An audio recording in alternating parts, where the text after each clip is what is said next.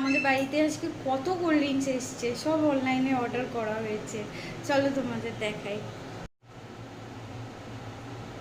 এই দেখো, Thums Up, Coca Cola, Limca, Sprite.